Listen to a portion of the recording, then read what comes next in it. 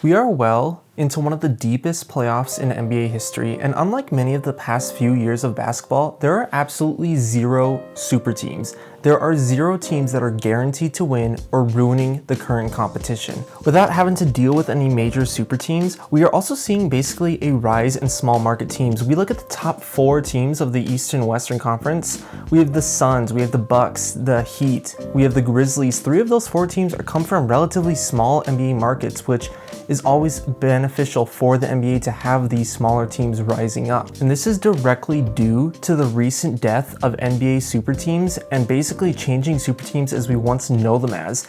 Just 5 years ago, super teams were taking a take over the NBA and almost ruined the sport, especially in something like basketball where only a few players can really change the whole course of a season. You look at a few teams where just one guy can have a 20 to 30 win game difference. For example, the 2008 Boston Celtics, after bringing in Paul Pierce, Ray Allen, and Kevin Garnett, after combining those guys together with a rookie or with a young Rajon Rondo, they added 42 wins overnight, making them one of the biggest turnarounds, single season turnarounds in NBA history. So today, we are going to be talking about why the NBA is better without super teams. So I know I'm using the term super team a lot, and it's important to understand what exactly a super team is. There really isn't a set definition for it. Many people look at the amount of all-stars or all-NBA players or just the amount of big name guys a team has, but that is really all just relative and subjective. But one thing we can agree on is you generally see a super team and you know it when you see it. The way I tend to break down super teams goes in 2 ways. You have your organic and your inorganic super teams. Inorganic teams are teams that tend to be built not through either the draft or through their own internal developments, but rather a sudden overnight change.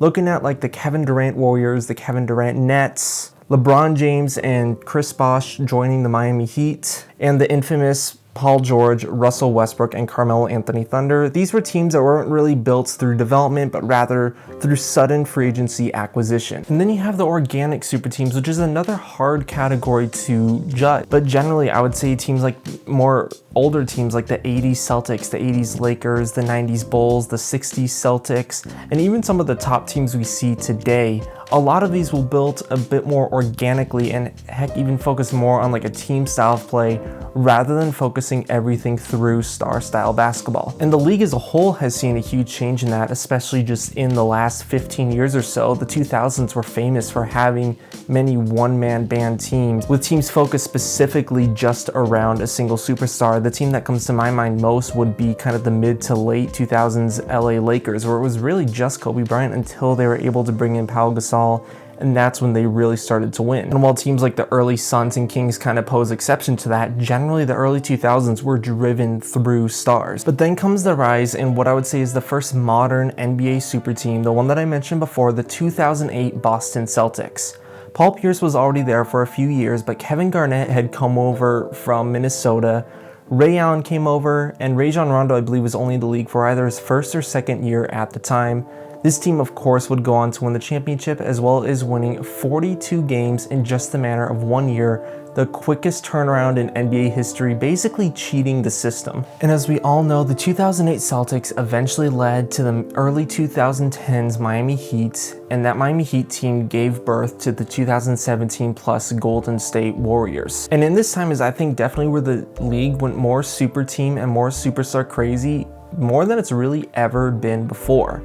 We did see some organic teams. Like I said, I think the 2014, 2015 Warriors, they definitely were organic as their 3 top guys all came in through the draft. Another team that I would call a so-called super team would be those late 2000s and early 2010s to mid 2010s San Antonio Spurs, where a lot of their guys came from own internal developments, specifically with guys like Kawhi Leonard or guys like Boris Diaw, who saw a huge career turnaround in San Antonio. But then of course, basically the late 2010s were dominated by inorganic super teams in both the Cleveland Cavaliers and the Golden State Warriors, up until the year 2019. 2019 basically poked a bunch of holes within the super team theory. Kevin Durant goes down in the playoffs, and the Kawhi Leonard-led Toronto Raptors make one of the most impressive finals victories basically ever. That offseason, Kevin Durant would leave the Warriors, headed towards another super team, but that definitely didn't mean that there wasn't some controversy in there.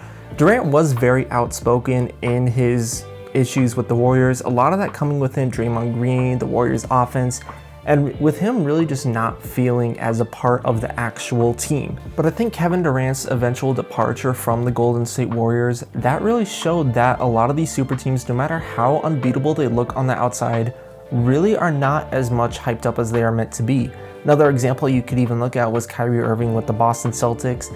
That team with a really young Jason Tatum, Jaylen Brown, they brought in Gordon Hayward.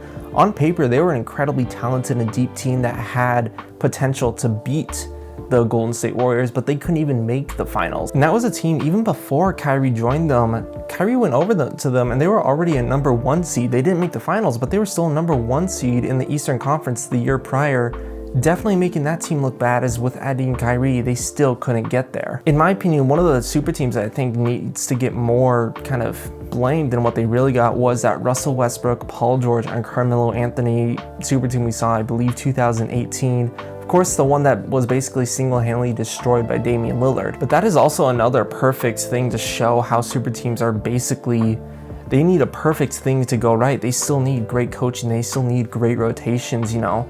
Financially, even if they can make that work, just fitting all that ego into one locker room, eventually that's going to catch up to you. For some teams like the Warriors or even the Cavaliers, they're able to get away with it and win a championship. But for many teams before that, poor leadership and things they just get to it before they ever get a chance to even reach the finals. And of course, this year we saw some of the most infamous super teams fail. The 2022 Los Angeles Lakers, I definitely want to talk about them later, but the 2022 Lakers are the most disappointing team of all time, and they have probably set the LA Lakers franchise back at least 5 or 6 years from this point. The Brooklyn Nets too, at the time I make this, they're down 3-0 to the Boston Celtics, a position that nobody saw them in. As the time you may be watching this, they could have gotten swept, or definitely it looks like they're going to be out in the first round.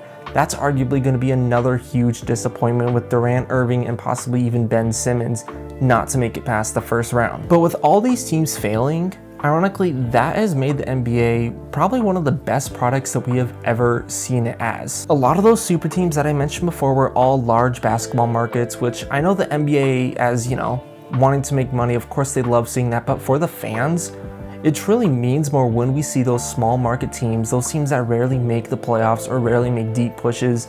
Seeing those teams and seeing that kind of mentality push through changes the league as a whole. And ever since Kevin Durant left the Warriors, we've seen a huge mentality shift, not only in the way basketball is played, but in the way that teams are built. A team for me that really changed things was the 2020 Miami Heat. They were sitting at a 4 or 5 seed, and they ended up going all the way to the finals, competing with the LA Lakers for 6 games. Jimmy Butler presented himself on the top stage, and they weren't a super team. They hadn't built inorganically. They had a lot of in-house development.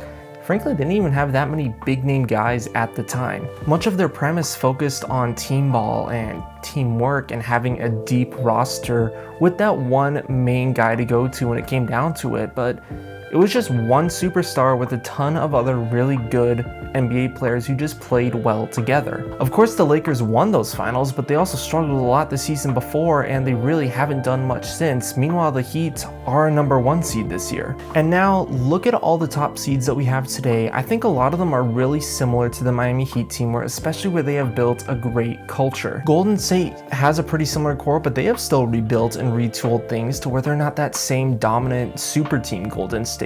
Phoenix has one of the best cultures I've ever seen in an NBA team. Memphis has made a huge turnaround. They have their main star and have some of the best role players and support guys in the league. But because we have all these teams that aren't your typical super team, we also have a finals that are impossible to predict, and we have teams that are so close to each other and so competitive with each other. They're not guys who are out there trying to fight for their legacy or fight for the next paycheck or fight for the biggest role in the locker room, because the teams that are seeing the most success are the teams who fill themselves with guys who are unselfish. The NBA super team is dead. Whether you want to say that Kawhi Leonard killed it, that Kevin Durant killed it, the matter of the fact is that the super team is dead, and it seems like we are starting to move past that era of just getting 3 stars and a bunch of minimum contract players and just throwing it at the wall and seeing what happened. NBA rosters today are starting to focus on internal development and internal culture building. A team that I really want to shout out for this would definitely be the Minnesota Timberwolves. They've turned things around a lot to where even if they don't even make it out of the first round this year, they are definitely mimicking teams like the Suns, the Warriors, and the Heat. And because of this, we are seeing a rise in small market teams, and we are seeing a rise in these teams that don't often get the media attention that they truly deserve. So while we'll hopefully never see an all-star lineup team up again, honestly, that is just going to be for the better, and that is going to create a much better league for years to come. Because for the most part, I don't have little doubt that we aren't going to still see the Warriors, Suns, Grizzlies, the Heats, the Bucks. I have no doubt that we are going to continue to see these teams thrive for the next 3 years, and they're going to be doing it on relatively similar cores. Small market NBA teams are here, the NBA super team is dead, and the NBA is better off for it.